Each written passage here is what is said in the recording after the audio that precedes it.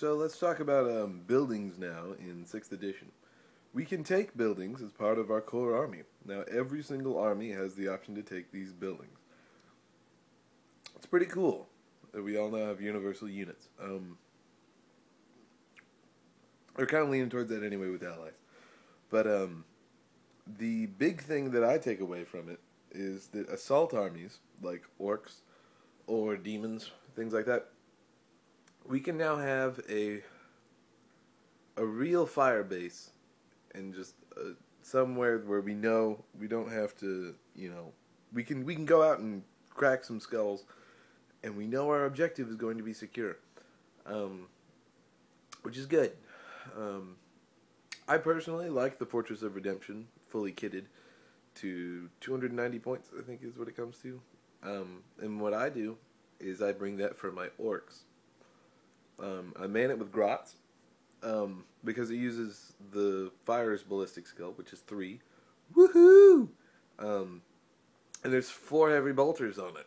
So that's for, what does that make it? 12 points.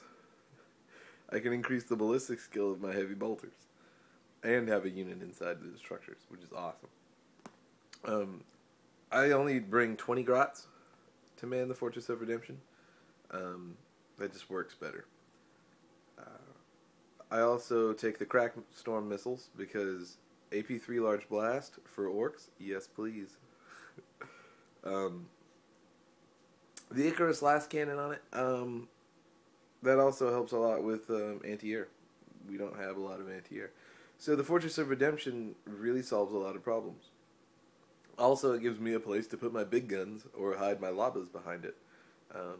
So basically, grots are having a heyday for my Fortress of Redemption.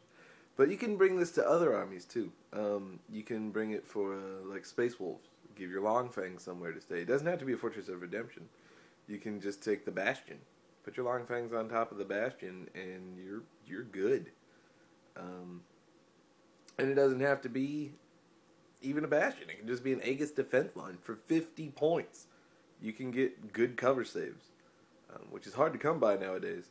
It's all 5 up, but the Aegis defense line gives you a 4 up, if I'm not mistaken. I could be wrong, but I'm pretty sure that the walls category gives you a 4 up. Which is great now. 4 up is just hard, so hard to come by. But anyway, I always recommend taking one building. Now here's why. Here's my big theory. There's 3 things in Warhammer 40k on the table. There's my army, which I can control, your army, which you control, and then there's the terrain, which is either randomized or everybody controls it. If you can control more of one of those 3 things, or more of the terrain, then suddenly you're controlling more than your opponent.